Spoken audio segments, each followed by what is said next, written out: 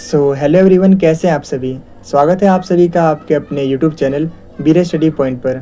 तो आज की इस वीडियो में हम बात करने वाले हैं व्यवहारिक हिंदी के बारे में।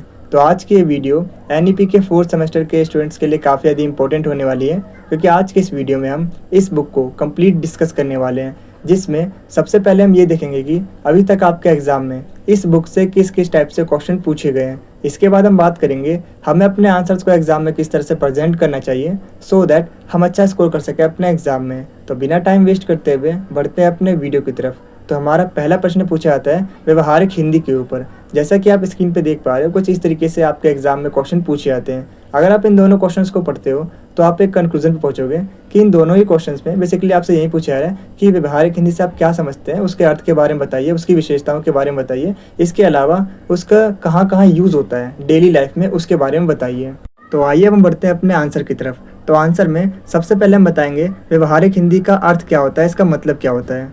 तो मैं आपको बताना चाहूँगा कि व्यवहारिक हिंदी वो हिंदी होती है जो हम अपने डेली लाइफ में विभिन्न क्षेत्रों में काम करने के लिए इस्तेमाल करते हैं। ये भाषा बहुत ही सरल, साफ और समझने में आसान होती है। ये बोलचाल की भाषा है जो हमें एक दूसरे से जुड़ने और बात समझने में मदद करती है। ये भाषा आम लोगों की भाषा होती है जो कि साहित्य हिंदी जैसे कविता और कहानियों से थोड़ी सी अलग होती है। ये भाषा दफ्तर, बाजार, स्कूल, कानून और विज्ञान जैसे क्षेत्रों में इस्तेमाल की जाती है। इसका मेन ऑब्जेक्टिव कम्युनिकेशन को सरल, सुलभ और प्रभावशाली बनाना है। मतलब व्यवहारिक हिंदी डेली लाइफ के कामकाज में इस्तेमाल होने वाली सरल और समझने में आसान भाषा है। इसका मकसद है लोगों के बीच बातचीत और कामकाज को आसान बनाना। तो आइए हम बात करते हैं इसके अन्य नामों के बारे में, यानी व्यवहारिक हिंदी को और किन किन नामों से जाना जाता है। तो व्यवहारिक हिंदी को व्यवहारिक हिंदी, कामकाजी हिंदी, प्रयोजनी हिंदी, प्रयोजन परक हिंदी, प्रायोगिक हिंदी और प्रयोगपरक हिंदी के नाम से भी जाना जाता है। तो आइए हम बात करते हैं कि हिंदी का हम अपने डेली लाइफ में कहाँ कहाँ यूज़ करते हैं उसके बारे में। तो इसमें सबसे पहले हम बात करेंगे वाणिज्यिक और व्यापारिक हिंदी के बारे में। इसके बाद हम बात करेंगे कानूनी हिंदी के बारे में। इसके बाद हम बात करेंगे वैज्ञानिक और तकनीकी हिंदी के बारे में। इसके बाद हम बात करेंगे ऑफिशियल हिंदी के बारे में। फिर हम समझेंगे साहित्यिक हिंदी के बारे में और लास्ट में हम बात करेंगे जनसंचार और विज्ञापन की हिंदी के बारे में। तो आइए एक एक करके इन्हें थोड़ा सा और अच्छे से समझते हैं। तो सबसे पहले हम बात करने वाले हैं वाणिज्यिक और व्यापारिक हिंदी के बारे में कि इन क्षेत्रों में किस तरीके से हिंदी का इस्तेमाल किया जाता है। तो मैं आपको बताना चाहूँगा कि व्यापार, बाजार और लेन देन में प्रयोग होने वाली हिंदी को वाणिज्यिक और व्यापारिक हिंदी कहा जाता है। उदाहरण के लिए दुकान में खरीद बिक्री, वाणिज्यिक कार्यों जैसे बैंक में काम, बीमा और ट्रांसपोर्ट आदि से जुड़ी बातचीत में वाणिज्यिक और व्यापारिक हिंदी का इस्तेमाल किया जाता है। वाणिज्यिक और व्यापारिक हिंदी के शब्द हैं जैसे सोना महंगा हुआ, तेल की कीमत बढ़ी, बिक्री में गिरावट आई।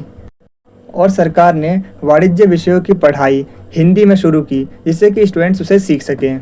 अगर सिंपल वर्ड्स में बताऊं तो वाणिज्यिक और व्यापारिक हिंदी वो भाषा है जो व्यापार और लेन देन के कामकाज में इस्तेमाल होती है। इससे कस्टमर और ट्रेडर्स के बीच बातचीत आसान और साफ होती है। नेक्स्ट है कानूनी हिंदी। तो कानूनी हिंदी का मतलब है लॉ या कानून की हिंदी, मतलब अदालतों में यूज़ होने वाली हिंदी। एक वकील जब अदालत में दूसरे वकील के साथ बहस, तर्क वितर्क यानी केस लड़ते हैं या जज फैसला सुनाते हैं तो इस कानूनी प्रक्रिया के दौरान जिस भाषा का यूज़ किया जाता है उसे विधिक हिंदी या लॉ या कानूनी हिंदी कहते हैं। ब्रिटिश काल के शुरुआती दौर में कानूनी कामकाज के लिए फ़ारसी की जगह हिंदी भाषा का यूज़ किया गया। बाद में इसकी जगह इंग्लिश ने ले ली, जिससे अब इंग्लिश कानूनी भाषा बन गई और हिंदी का यूज़ कम हो गया। आज हिंदी का यूज़ कई सुप्रीम कोर्ट्स में होने लगा है। सुप्रीम कोर्ट के फैसले का अनुवाद हिंदी और अन्य कई भारतीय भाषाओं में भी किया जाता है जिससे कि सभी से समझ सकें। मतलब विधिक हिंदी वो भाषा है जो अदालतों और कानूनों से जुड़े कामों में इस्तेमाल की जाती है। इसका मकसद है कि आम लोग भी न्यायिक प्रक्रिया को आसानी से समझ सकें। नेक्स्ट है वैज्ञानिक और तकनीकी हिंदी। वैज्ञानिक और तकनीकी हिंदी का मतलब है विज्ञान के क्षेत्रों में इस्तेमाल की जाने वाली हिंदी, जैसे physics, chemistry, biology, medicine, computer जैसे जगह पर इस्तेमाल होने वाली हिंदी। इसका ऑब्जेक्टिव साइंस और टेक्नोलॉजी जैसे सब्जेक्ट्स को हिंदी में समझना और पढ़ाना है। ये हिंदी बुक्स, विज्ञान पत्रिकाओं, डिक्शनरी और जनसंचार के माध्यम जैसे टीवी, रेडियो पर देखने को मिलती है। इससे आम लोग भी विज्ञान से जुड़ी जानकारी को आसानी से समझ सकते हैं। अगर सिंपल वर्ड्स में बताऊं तो वैज्ञानिक और तकनीकी हिंदी का ऑब्जेक्टिव है विज्ञान से जुड़ी बातों को आम लोगों तक आसान भाषा में पहुंचाना। इससे विज्ञान सबके लिए समझने लायक और उपयोगी बन जाता है। नेक्स्ट है ऑफिशियल हिंदी। तो मैं आपको बता दूं कि गवर्नमेंट, नॉन गवर्नमेंट या प्राइवेट ऑफिसेज के ऑफिशियल रिटन वर्क के लिए इस्तेमाल होने वाली जो भाषा है उसे ऑफिशियल लैंग्वेज कहा जाता है। कोई भी भाषा कार्यकारी भाषा यानी ऑफिशियल लैंग्वेज हो सकती है। इसी वजह से अलग अलग राज्यों और देशों में ऑफिस में काम होने वाली भाषाएं ऑफिशियल लैंग्वेज के रूप में इस्तेमाल की जाती है। जैसे महाराष्ट्र में मराठी, केरल में मलयालम, जापान में जापानी, रूस में रूसी भाषाएं ऑफिशियल लैंग्वेज के रूप में इस्तेमाल की जाती है। संविधान के अनुच्छेद 343 के अनुसार 14 सितंबर 1949 को हिंदी भाषा को भारत की राजभाषा बनाया गया था और इससे पहले मुगलों के टाइम पर फारसी और अंग्रेज़ों के टाइम पर अंग्रेजी का यूज़ किया जाता था। मतलब ऑफिशियल लैंग्वेज वो भाषा है जो सरकारी और प्राइवेट दफ्तरों में लिखित कामकाज के लिए इस्तेमाल की जाती है। इससे ऑफिसेज में जो कम्युनिकेशन होता है वो सरल, साफ और एक जैसा होता है। नेक्स्ट है साहित्यिक हिंदी। तो साहित्यिक लेखन में इस्तेमाल की जाने वाली हिंदी को साहित्यिक हिंदी कहा जाता है। ये इमोशंस और थॉट्स को एक ब्यूटीफुल तरीके से और आर्टिस्ट तरीके से प्रेजेंट करने की लैंग्वेज होती है। मतलब साहित्यिक हिंदी भावनाओं और विचारों को सुंदर तरीके से प्रेजेंट करने की लैंग्वेज है और ये हमें कविताओं को समझने में मदद करती है। नेक्स्ट है जनसंचार और विज्ञापन हिंदी। तो मैं आपको बताना चाहूँगा कि जनसंचार और विज्ञापन हिंदी का मतलब है advertisement, newspapers, radio, TV, films, social media, इन सब में जो हिंदी का यूज़ किया जाता है उसे जनसंचार और एडवर्टीजमेंट की हिंदी कहा जाता है। और विज्ञापन और जनसंचार के क्षेत्रों में जैसे newspapers, magazines, radio, television, cinema में हिंदी का भरपूर इस्तेमाल किया जाता है। मतलब जनसंचार और विज्ञापन हिंदी से लोग आसानी से न्यूज़ और मैसेज को समझ पाते हैं। ये लैंग्वेज मीडिया और प्रचार में काफ़ी काम आती है। तो आइए अब हम आगे बढ़ते हैं और समझते हैं व्यवहारिक हिंदी की विशेषताओं के बारे में, यानी इसके फीचर्स के बारे में, यानी व्यवहारिक हिंदी की क्या खास बात है। तो फर्स्ट है सरलता और सुबोधता, सेकंड है व्यवहारिकता, थर्ड है सर्वसामान्यता, फोर्थ है लचीलापन, फिफ्थ है संपर्क भाषा, सिक्स्थ है माध्यम और स्वरूप, और लास्ट है प्रशिक्षण और शिक्षण में उपयोग। तो आइए एक एक करके इन्हें थोड़ा सा और अच्छे से समझते हैं। तो सबसे पहले हम बात करने वाले हैं सरलता और सुबोधता के बारे में। तो मैं आपको बताना चाहूँगा कि ये भाषा कठिन नहीं होती, आम बोलचाल जैसी होती है, जिससे हर कोई इसे आसानी से समझ और बोल सकता है। नेक्स्ट है व्यवहारिकता। इसे जीवन के सभी क्षेत्रों में इस्तेमाल किया जाता है, जैसे स्कूल, दफ्तर, बाजार और कोर्ट में। नेक्स्ट है सर्वसामान्यता। तो इसे गांव से लेकर शहर तक सभी लोग समझ सकते हैं। यही रीज़न है कि ये पूरे देश में सबसे ज़्यादा बोले जाने वाली भाषा बन गई है। नेक्स्ट है लचीलापन। तो इसमें हर क्षेत्र की बोलियों और भाषाओं के शब्द आ जाते हैं और टाइम के साथ ये भाषा बदलती रहती है, जिससे कि ये और भी यूज़फुल बनती है।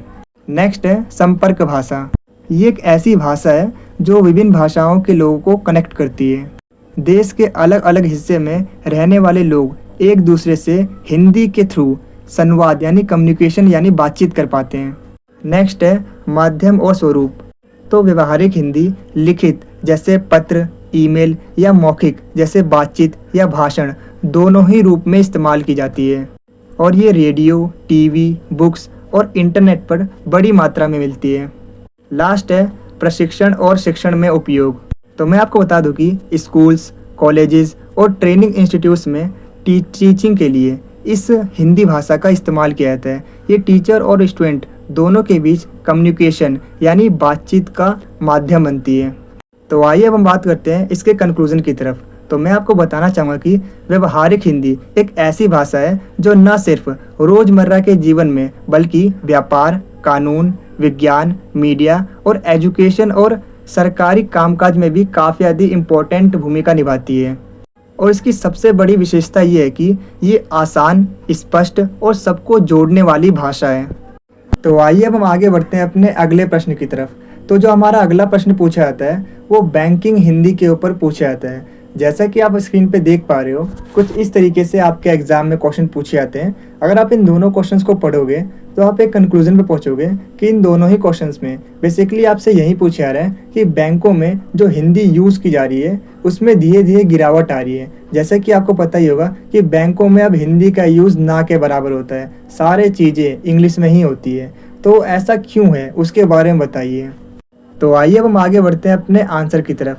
तो आंसर में सबसे पहले हम इसका एक परिचय देंगे जिसमें हम बताएंगे कि भारत एक बहुभाषीय देश है जहां कई भाषाएं बोली जाती हैं। इसमें हिंदी सबसे ज़्यादा बोली जाने वाली भाषा है। संविधान के अनुच्छेद 343 के अनुसार हिंदी को राजभाषा बनाया गया है, जिसका मतलब है कि सरकार के कामकाज में इसका इस्तेमाल अनिवार्य है। मतलब सरकारी कामकाज में हिंदी का इस्तेमाल करना कंपलसरी है। तो आइए हम बात करते हैं बैंकिंग हिंदी के बारे में। तो मैं आपको बता दूं कि बैंकिंग हिंदी का मतलब है बैंक के क्षेत्र में यूज़ की जाने वाली हिंदी भाषा। बैंकिंग सेक्टर में भी हिंदी का यूज़ बहुत ही ज़्यादा ज़रूरी है ताकि आम जनता को भी बैंक की सर्विसेज अपनी लैंग्वेज में आसानी से मिल सके। बैंकों में हिंदी अधिकारी, ट्रांसलेटर, हिंदी टाइपिस्ट इन सबको अपॉइंट किया जाता है ताकि बैंकिंग सेक्टर में भी हिंदी का यूज़ बढ़ सके। राजभाषा होने के बावजूद भी हिंदी के यूज़ में कई सीमाएं, रुकावटें और प्रॉब्लम्स दिखाई पड़ती हैं। अगर सिंपल वर्ड्स में बताऊं तो भारत में हिंदी राजभाषा है, इसीलिए बैंकिंग में भी हिंदी का यूज़ बढ़ाना ज़रूरी है। हालांकि इसके बावजूद हिंदी के यूज़ में कई प्रॉब्लम्स भी हैं। तो आइए अब हम देखते हैं कि बैंकों में यूज़ होने वाली हिंदी की अभी करंट में सिचुएशन क्या है, जिसमें सबसे पहले हम संवैधानिक प्रावधान के बारे में पढ़ेंगे। इसके बाद हम पढ़ेंगे 1963 से 1976 के राजभाषा अधिनियम के बारे में पढ़ेंगे और लास्ट में हम बात करेंगे बैंकों के साथ साथ वित्तीय क्षेत्र में हिंदी के महत्व के बारे में पढ़ेंगे। तो आइए एक एक करके इन्हें थोड़ा सा और अच्छे से समझते हैं। तो सबसे पहले हम बात करने वाले हैं संवैधानिक प्रावधान के बारे में। तो मैं आपको बताना चाहूँगा कि भारतीय संविधान के अनुच्छेद 343 के तहत हिंदी को राजभाषा का दर्जा दिया गया है। इसके अंतर्गत गवर्नमेंट ऑफिसेज और इंस्टीट्यूट्स जिनमें बैंक भी शामिल है, इनमें हिंदी के यूज़ को बढ़ावा देना कंपलसरी है। तो अब हम बात करते हैं 1963 और 1976 के राजभाषा अधिनियम के बारे में। तो 1963 के राजभाषा अधिनियम और 1976 के राजभाषा नियम के अनुसार हिंदी भाषी राज्यों में बैंकों के सभी जरूरी दस्तावेज जैसे offices record, press releases, notifications, agreements, licence, permits, passbook, cheque और इन सभी के जो रिपोर्ट्स होंगे वो हिंदी में होने चाहिए। इसके अलावा बैंकों में हिंदी के प्रति रुचि बढ़ाने के लिए ट्रेनिंग, वर्कशॉप, कॉम्पिटिशन्स और सेमिनार भी हिंदी में आयोजित किए जाने चाहिए। अगर सिंपल वर्ड्स में बताऊं तो 1963 और 1976 के नियम के अनुसार हिंदी भाषाई राज्यों में बैंकों के सभी जरूरी दस्तावेज हिंदी में होने चाहिए। साथ ही हिंदी को बढ़ावा देने के लिए बैंकों में ट्रेनिंग और प्रोग्राम होने चाहिए। तो नेक्स्ट है बैंकों के साथ साथ वित्तीय क्षेत्र में हिंदी का महत्व। तो जैसे जैसे भारत में विदेशी बैंक और कंपनियां आई, उन्होंने महसूस किया कि जनता तक पहुंचने के लिए हिंदी ज़रूरी है। आज बैंक और कंपनियां अपने प्रोडक्ट का एडवर्टीजमेंट हिंदी में कर रही है ताकि ज़्यादा से ज़्यादा लोग उनसे जुड़ सकें। मतलब बैंकों में हिंदी का यूज़ संविधान और कानून के अनुसार बढ़ाया जा रहा है। साथ ही विदेशी कंपनियां भी हिंदी का यूज़ कर रही हैं जिससे कि वो आम जनता तक पहुंच सके और अपने प्रोडक्ट को बेच सकें। इसमें जो हिंदी है उसका काफ़ी ज़्यादा इम्पोर्टेंट रोल है। हिंदी विदेशी कंपनियां और जो आम जनता है उसके बीच एक पुल का काम कर रही है। तो आइए अब हम बात करते हैं कि बैंकों में हिंदी के यूज़ में रुकावट क्या है, इसकी प्रॉब्लम्स क्या है, उसको समझते हैं। यानी आखिर क्यों बैंकों में हिंदी का यूज़ नहीं किया जाता, इसके मेजर प्रॉब्लम्स क्या हैं। तो इसका पहला प्रॉब्लम है हिंदी के शब्दों की जटिलता। सेकंड है तकनीकी खराबी। थर्ड है शब्दावली की कमी। फोर्थ है अकुशल कर्मचारी और लास्ट हैगा जागरूकता की कमी। तो आइए एक एक करके इन्हें थोड़ा सा और अच्छे से समझते हैं। तो सबसे पहले हम बात करने वाले हैं हिंदी के शब्दों की जटिलता के बारे में। तो बैंकिंग क्षेत्र में बैंकिंग हिंदी में कई कठिन और जटिल शब्द होते हैं जो कि आम लोगों और एम्प्लॉयज को समझने और बोलने में कठिन लगते हैं। नेक्स्ट है तकनीकी खराबी। तो बैंकिंग सेक्टर में हिंदी के यूज़ के लिए किए जाने वाले जो सॉफ्टवेयर होते हैं यानी जो उपकरण होते हैं उसमें कभी कभी हिंदी को सही ढंग से सपोर्ट नहीं करते, जिससे कि जो ट्रांसलेशन होता है और जो काम होता है उसमें दिक्कत आती है। नेक्स्ट है शब्दावली की कमी। बैंकों में काम करने वाले एम्प्लॉयज़ को हिंदी शब्दों का ज्ञान कम होता है, इससे वो सही ढंग से शब्दों का यूज़ नहीं कर पाते, जो कि बैंकिंग सेक्टर में हिंदी के प्रयोग की एक मेजर प्रॉब्लम है। नेक्स्ट है अकुशल कर्मचारी। कुछ एम्प्लॉयज़ वाणिज्य या बैंकिंग की टेक्निकल लैंग्वेज को हिंदी में बोलने या समझने में एबल नहीं होते हैं, जिससे बैंकिंग कामकाज में रुकावट आती है। इससे कस्टमर्स को भी काफ़ी ज़्यादा परेशानी होती है। तो लास्ट है जागरूकता की कमी। बैंकों में हिंदी के यूज़ को लेकर एम्प्लॉयज़ और कस्टमर्स में जागरूकता की कमी है। इसी वजह से हिंदी को ज़रूरी होने के बावजूद भी अनदेखा किया जाता है। अगर सिंपल वर्ड्स में बताऊं तो बैंकों में हिंदी में वर्ड्स की डिफ़िकल्टीज़, टेक्निकल प्रॉब्लम्स और एम्प्लॉयज़ की कमी जैसी बाधाएं हैं। साथ ही हिंदी के महत्व को लेकर जागरूकता की कमी भी इसे सही तरीके से बढ़ने नहीं देती। तो अभी तक हमने समझा कि आखिर क्यों बैंकों में हिंदी का यूज़ नहीं किया जाता, यानी इसके मेजर प्रॉब्लम्स को समझा हमने। तो आइए अब हम बात करते हैं कि इसका सॉल्यूशन क्या हो सकता है, यानी बैंकों में हिंदी के यूज़ को बढ़ावा देने के लिए क्या समाधान है, उसके सॉल्यूशन के बारे में बात करते हैं। तो इसका पहला सॉल्यूशन है कर्मचारियों का प्रशिक्षण। इसका दूसरा सॉल्यूशन है तकनीकी सुधार। थर्ड है हिंदी पुस्तकालय। फोर्थ है ग्राहकों से हिंदी में संवाद। फिफ्थ है संचार सुविधाओं का विस्तार और लास्ट है हिंदी प्रयोग को बढ़ावा। तो आइए एक एक करके इन्हें थोड़ा सा और डिटेल में समझते हैं। तो सबसे पहले हम बात करने वाले हैं कर्मचारियों का प्रशिक्षण के बारे में। तो मैं आपको बता दूं कि बैंकों को नियमित रूप से हिंदी वर्कशॉप और ट्रेनिंग प्रोग्राम चलाना चाहिए। इससे बैंक एम्प्लॉयज़ बैंकिंग कामकाज में आसानी से हिंदी का यूज़ कर पाएंगे। नेक्स्ट है तकनीकी सुधार। तकनीकी सुधार से बैंकिंग सिस्टम में हिंदी का यूज़ करना और भी ज़्यादा आसान हो जाएगा। इससे जो ट्रांसलेशन की गलतियाँ हैं और जो काम में रुकावट है वो कम होगा। थर्ड है हिंदी पुस्तकालय। बैंकों में हिंदी लाइब्रेरी बनाई जाए जहां कर्मचारी हिंदी डिक्शनरी, बैंक से जुड़ी किताबें और दैनिक शब्द का प्रयोग सीख सकें। इससे बैंक कामकाज में हिंदी का जो यूज़ है वो आसान और इफ़ेक्टिव हो जाएगा। फोर्थ है ग्राहकों से हिंदी में संवाद। कस्टमर सर्विस सेंटर में कस्टमर से हिंदी में संवाद करने से सेवा अधिक सरल और प्रभावी होगी, ताकि आम आदमी को भी आसानी हो जाए और वो अपने सवाल स्पष्ट रूप से पूछ सके। फिफ्थ है संचार सेवाओं का विस्तार। तो ग्रामीण क्षेत्रों में सरल हिंदी और स्थानीय भाषा के उपयोग से लोग बैंकिंग सेवाओं को बेहतर ढंग से समझ पाएंगे। इससे बैंकों और ग्राहकों के बीच जुड़ाव भी मजबूत होगा। और लास्ट है हिंदी प्रयोग को बढ़ावा देना। तो हिंदी संपर्क भाषा के रूप में प्रोत्साहित किया जाना चाहिए, ताकि देश भर में एक समान और समझने योग्य बैंकिंग भाषा बन सके। अगर सिंपल वर्ड्स में बताऊं तो बैंकों में हिंदी को बेहतर बनाने के लिए कर्मचारियों को ट्रेनिंग और टेक्निकल सुधार की ज़रूरत है। साथ ही हिंदी संवाद और संसाधनों को बढ़ावा देने से सेवा सरल और प्रभावी होगी। तो आइए अब हम आगे बढ़ते हैं अपने अगले प्रश्न की तरफ। तो हमारा जो अगला प्रश्न पूछा जाता है एग्ज़ाम में, वो पूछा जाता है कि जो बैंकिंग टर्म्स हैं उनको बताइए। जैसे कि आप स्क्रीन पे देख पा रहे हो, कुछ इस तरीके से आपके एग्ज़ाम में क्वेश्चन पूछे जाते हैं। अगर आप इन सभी क्वेश्चंस को पढ़ते हो तो आप एक कंक्लूजन पे पहुंचोगे कि इन सभी क्वेश्चंस में आपसे बेसिकली यही पूछा जा रहा है कि जो बैंकिंग टर्म्स हैं, जैसे एटीएम को हिंदी में क्या कहते हैं और एटीएम का काम क्या होता है, इसके बारे में बताइए। या फिर चेक बुक या पासबुक, इन सभी को हिंदी में क्या कहते हैं और इन टर्म्स को डिफाइन कीजिए, परिभाषित कीजिए। तो कुछ इस तरीके से आपके एग्जाम में क्वेश्चन पूछे जाते हैं। तो आइए अब हम आगे बढ़ते हैं अपने आंसर की तरफ। तो आंसर में सबसे पहले हम एक परिचय देंगे, जिसमें हम बताएंगे कि भारत एक बहुभाषीय देश है जहाँ कई भाषाएं बोली जाती हैं। इनमें हिंदी सबसे ज़्यादा बोली जाने वाली भाषा है। संविधान के अनुच्छेद 343 के अनुसार हिंदी को राजभाषा बनाया गया है, जिसका मतलब है कि सरकारी कामकाज में इसका यूज़ किया जाना कंपलसरी है। तो आइए अब हम बात करते हैं बैंक में यूज़ होने वाले टेक्निकल टर्म्स के बारे में। तो मैं आपको बता दूं कि बैंकों में यूज़ होने वाले हिंदी शब्द का मतलब है ऐसे शब्द या वाक्य जो कि बैंक में आमतौर पर यूज़ होते हैं। तो बैंक में यूज़ होने वाले टेक्निकल टर्म्स के अंदर सबसे पहले हम बात करेंगे स्वचालित गणक यंत्र के बारे में, यानी एटीएम के बारे में। इसके बाद हम बात करेंगे रोकड़ जमा यंत्र के बारे में, यानी कि सीएमडी के बारे में। इसके बाद हम बात करेंगे निकासी और जमा के बारे में, यानी डेबिट और क्रेडिट के बारे में।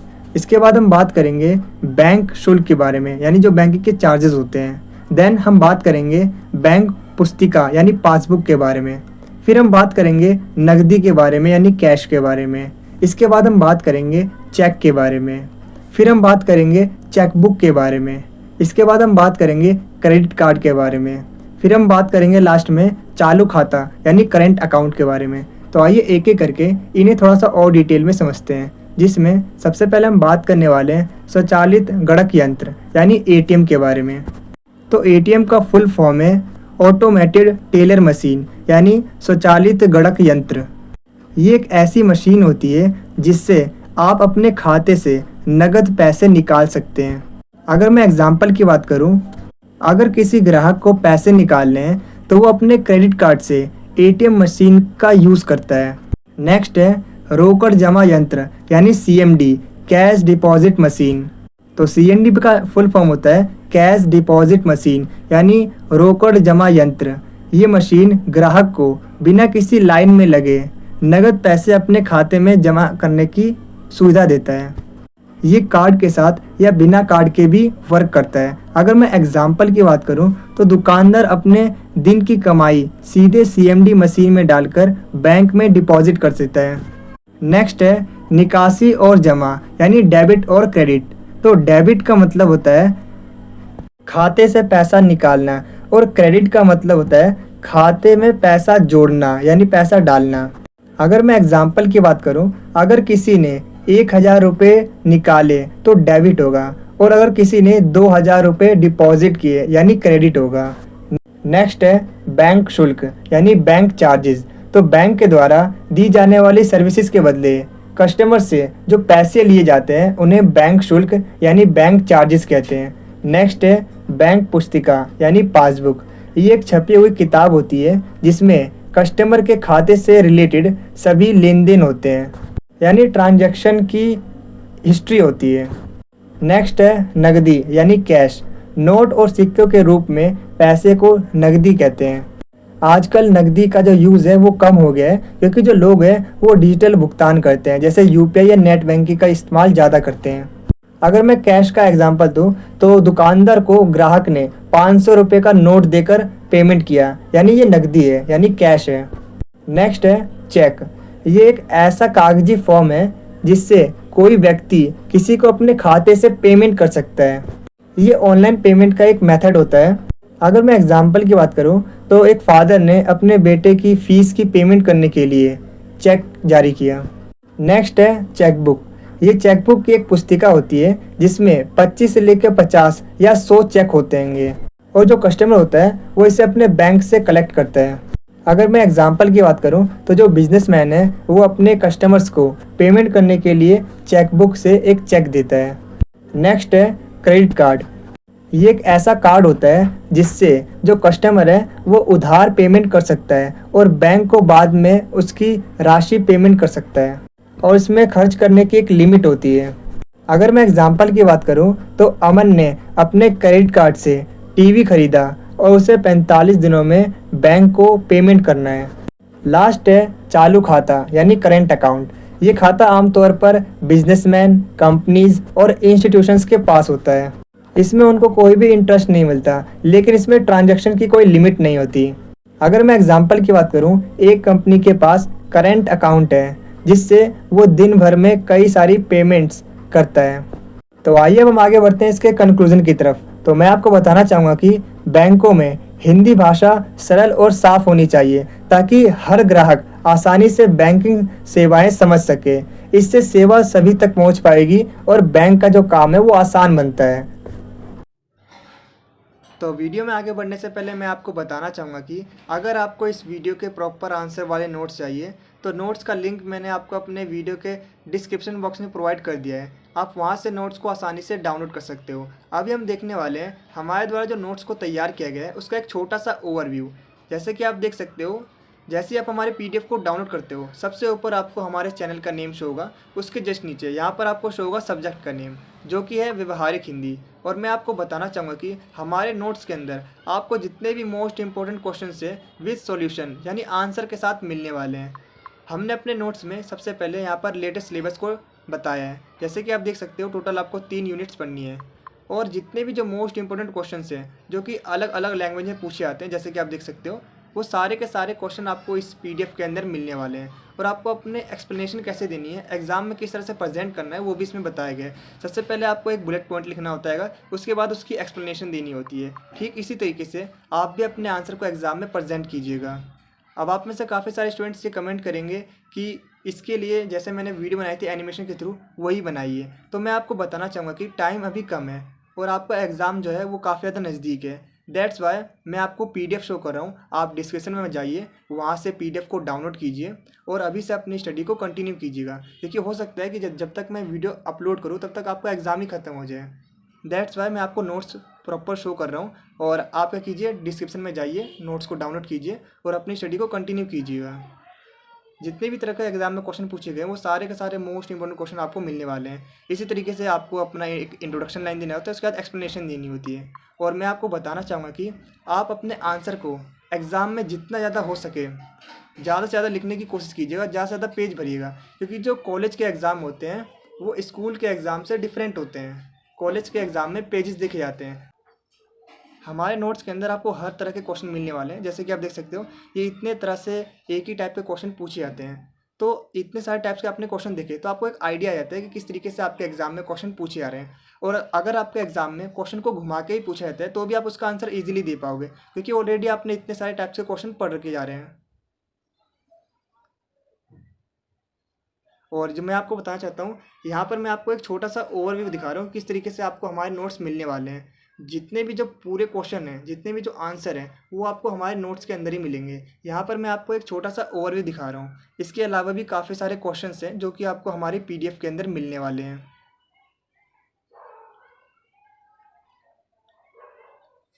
आई रिक्वेस्ट यू, टाइम आपके पास कम है तो PDF को डाउनलोड कीजिए और अभी से ही अपनी स्टडी को कंटिन्यू कीजिए, जिससे कि आप अपने एग्ज़ाम में अच्छा स्कोर कर पाओ। प्रार्थना करूँगा कि आपका एग्ज़ाम अच्छा जाए। इस बार टाइम कम था इसलिए एनिमेशन वीडियो नहीं बन पाई। दैट्स वाई मुझे आपको अपने नोट्स को दिखाना पड़ रहेगा। तो नोट्स को डाउनलोड कीजिए और एग्ज़ाम में अच्छा स्कोर कीजिएगा।